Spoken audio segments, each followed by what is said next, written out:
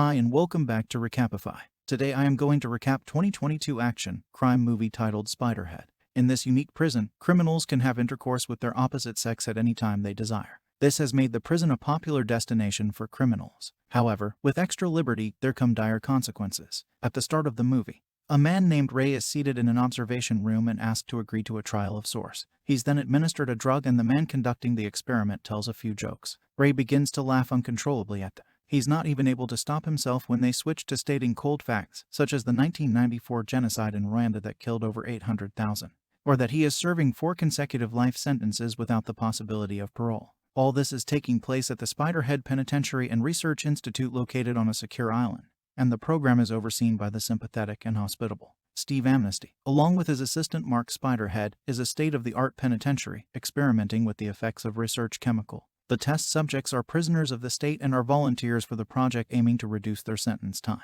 The inmates have their own rooms, do their respective chores, and are free to roam without guard supervision. The subjects go through daily test runs of various drugs, all of which alter their emotions and their perceptions of their surroundings. The drugs are administered through a device called MobiPack that is placed on the back of each inmate. One morning, Jeff, who is one of the inmates, is called out for remote field. He's taken to an unknown location with blindfolds on and then administered the drug titled N40, a love drug. When he takes this blindfold off, all he can think about is how beautiful the sight before him is. But in reality, he was taken to a factory site with a lot of waste and pollution in front of him. To help him with his words, he's given another drug called Varus. When he gets back into the institute, he meets his friend Lizzie in the kitchen and tells her about the experience. That night, Jeff flashes back to the reason he's in this place. He was drinking at a party and went out for a drive with his friend before losing control and crashing into a tree, killing his friend. In the process, Jeff is called into the observation room along with fellow inmate. They both show no particular attraction to each other, but once they're dosed with N40, they begin expressing their love for each other. They are also given doses of Varus to improve their verbal communication. Moments after the pair have intercourse, while Steve and Mark observe the interaction after their intimate scene, Jeff and Heather confess their love to each other. Hearing this, the observers celebrate in awe as their love drug is successful. But Steve wants N40 to not only induce love within a person momentarily, but to see if it can have lasting effects on them even after the dosage is removed. When Mark reduces the dosage, Jeff and Heather gain back their normal form and awkwardly put their clothes on and return to their rooms. Later, Jeff and Lizzie continue to spend more time together and get closer to each other. The following day, Jeff is subjected to the same love experiment with another inmate, Sarah, but this time on a double dose. His encounter with her ends up in an intense scene, the same as what happened with Heather later that evening. Jeff has to go to Mark since he got his MobiPack jostled while he was having intercourse with. Mark reminds him not to let anyone touch his device as the drugs inside could flood and malfunction the system. Next, Jeff is then called in to observe, as Sarah and Heather are sat face to face where he is to make decisions. Steve asks him to choose which one of them to give Darken Flocks, a drug that induces intense fear and psychological pain. He declines to choose, claiming he feels nothing in particular for either one of them after the effects of the love drug had worn off. Additionally, Jeff doesn't want either of them to get dosed because he knows what it feels like to be injected with Darken Flocks. Later that evening, Jeff is taken to a secure area to make a call to his girlfriend. She doesn't pick up as usual as he leaves a voice message stating that he met Lizzie in the facility who kind of reminds him of her. Maybe now he will stop bothering.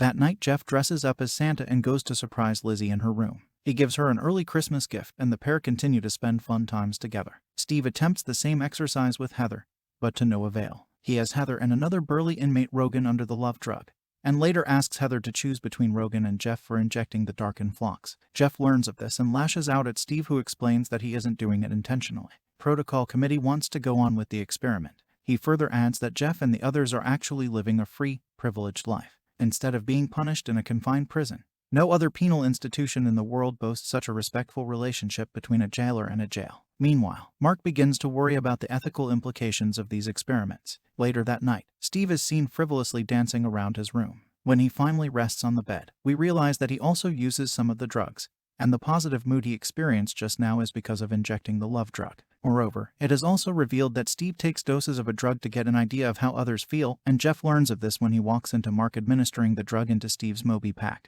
The following. Later, Jeff apologizes for walking in without prior notice. Steve tells him that the protocol committee has ordered Heather to be injected with a dose of Darken Flocks, though will only last 5 minutes. Jeff reluctantly agrees. And as Heather has administered the drug, Steve records Jeff's reaction. However, something goes wrong. As Heather jolts around breaking her Moby pack and flooding herself with high doses as she lashes out, she breaks the furniture in the room and kills. This causes Mark to doubt their work in the facility. He and Steve rush to her and the latter drops his keys in a hurry. Jeff uses this moment to unlock Steve's desk and go through his journal. And that's when he finds out Steve actually owns the facility and is responsible for all these trials. There is no protocol committee. He also finds a bingo card used to name the different drugs and that the drug Mark was administering to his boss earlier is B6. By the time Steve comes back, Jeff manages to put everything back in his place. Later, Steve has a talk with Jeff about what happened. He confirms that Heather died, but that her sacrifice will not be in vain. He repeats his belief that these drugs will be the key to avoiding future accidents. He asks him if he wants something to help him with what he's going through. The two of them end up getting high together on a dose of Laadal, the drug that makes you laugh no matter what the situation. During their conversation, we get to know that Steve's father abandoned him as a child.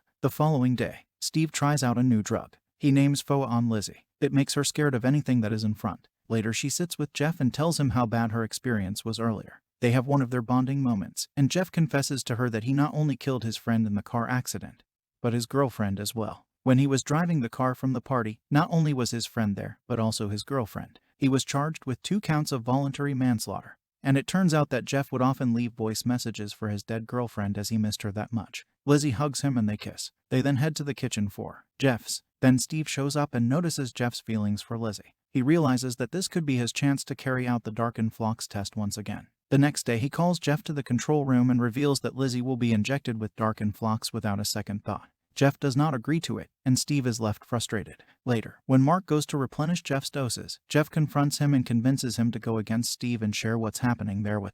The following day, Steve tries the experiment one more time, but to convince Jeff, he makes Lizzie confess why she's actually in there. She had forgotten her baby inside a car during the summer for 3 hours and was charged with involuntary manslaughter. This still doesn't change how Jeff feels about her. And that's when he uses the control system to dose Steve. With Mark's help, he loaded up Steve with darkened flocks and other terrifying. Jeff then takes control of Steve's Moby pack and forces him to admit the true goal of the program, which is to test an obedience drug called B6. The other drugs are merely side projects being used to put B6 to the ultimate test, whether or not the subject's actions can be controlled. It turns out that the entire time killer inmates had been consenting to the various tests. They had really been under the influence of the obedience drug, but because it wasn't working when Steve asked Jeff to dose Lizzie, thus he realized that it isn't completely. If B6 was fully ready, it could force the subject to do the very thing they'd least want to do in the world, something that they would most regret, like harming someone they loved the most. In addition, Steve informs Jeff that he, in fact, finished his sentence 7 months previously, while Lizzie's appeal for release had passed the previous week. The two of them get into a fight and Jeff forces Steve to open the door of the main entrance to free Lizzie, and that he tries to order him to hand over the pocket knife. Steve resists and instead takes his phone and enables all 4 vials of darkened flocks in Lizzie's mop, causing her to behave hysterically and attempt suicide. Thankfully, Jeff is able to disarm Steve, damaging his Moby pack in the process. He then rushes to save.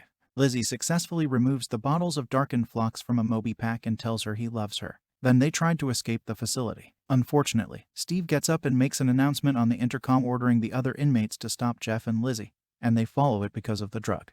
However, Steve's dosage is messed up in the process and he can barely keep it together. At this point, Mark has seen arriving with the authorities, so Steve has to make a break for it. Next, Jeff and Lizzie manage to thud down some of their fellow inmates who are under the influence of Steve, but the couple has to make an escape when a crowd of inmates follows them behind.